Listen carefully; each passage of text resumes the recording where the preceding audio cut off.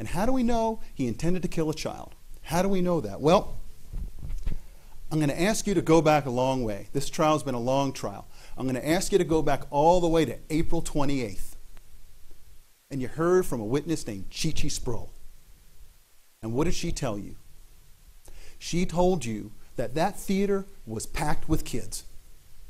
Not only that, she said she'd never seen a theater with more kids in it. And if she wanted to sit away from kids, she couldn't find a spot. It was hard for her to find a spot away from kids. Excuse me, object, misstatement of the evidence. Members of the jury, remember that you determine what the evidence is. The attorneys can make arguments and they can disagree on what the evidence was. You need to rely on your own memories of what the evidence was. So the objection is overruled with that cautionary instruction that you're not bound by the arguments of counsel. You need to rely on your own memory of the evidence. All right, you may proceed. Think about the testimony of Corbin Dates. You all got to remember Corbin Dates. And what did he tell you? He told you that there was a baby, a little baby, in the same row that the defendant was in that theater. Judge, objection, misstatement of the evidence. Same ruling, same cautionary instruction. You heard the testimony about little Mr. Rurs, 3-year-old kid who was in that theater. Again, lots of kids in that theater. The defendant had the intent to kill every single one of them. We have established beyond a reasonable doubt that he intentionally killed a child who had not attained the age of 12 years. Aggravating factor number 3, that the defendant, in the commission of the offense of murder in the first degree, knowingly created a grave risk of death to a person in addition to the 12 victims of the crimes of murder in the first degree. A grave risk of death to someone other than the people that he killed. Well, there's Theater 9. Did the defendant create a grave risk of death to everyone in that theater? I submit to you the evidence shows he did. He brought that gun in there. There he is with that gun, strapped right here. He brought that rifle into the courtroom. And there it is, lying on the ground outside the theater, out back, with the blood of a victim or victims of a gunshot wound right there. He brought in a magazine that could hold 100 rifle rounds. 100. And he used steel penetrator rounds. And there they are, right there on the floor with those green tips, to kill as many people as he could. He also used that shotgun found in the theater right there, and he used that handgun found on the top of his car. And there's all his implements together on the bed, the handgun you can see at the bottom, and the shotgun and the rifle at top. And these are the items that he used to knowingly create that risk that someone else might get killed other than one of the victims of murder.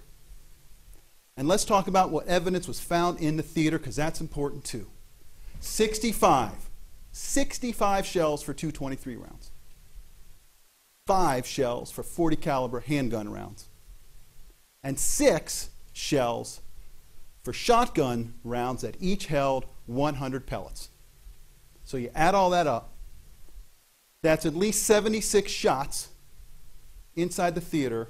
And if you count those shotgun pellets as individual projectiles, which you should, because you saw the way that they spread out and the damage that they did, 670 individual projectiles shot in that theater.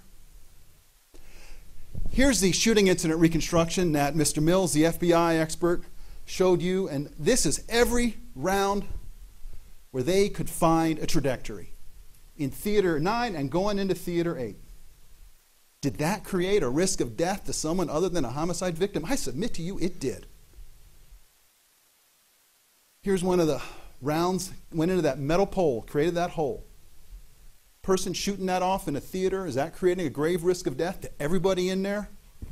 I submit to you, it does. This is another diagram. It's kind of hard to see up there, but maybe you can see it here. This is the shooting incident reconstruction for rows 8 and 9 in that green trajectory. And let's take a look at some of the damage to row 8 there. Those are the rods. Those are the rods from the bullet trajectories in row 8.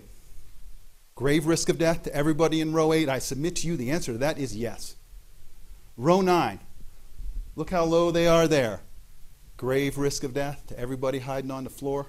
I submit to you yes. That is the back of a seat you heard in row 9. Going through the back of the seat. Grave risk of death. Here's another one. This is the seat bottom in row 9. Look at these holes. Look at what that rifle did. Went through that seat like a hot knife through butter. Grave risk of death. There's a diagram for row 10. You can't see it up there very well. It was better on my computer. You have that back there to take a look at. And there are the rods for row 10, and you can see them for row 11 too. Grave risk of death to everybody there. I submit yes. There's a row 11 seat bottom. You can see that bullet hole. Row 19, almost up to the top. Seat bottom. Grave risk of death. I submit yes. Everybody in Theater 9 that wasn't killed was in a grave risk of being killed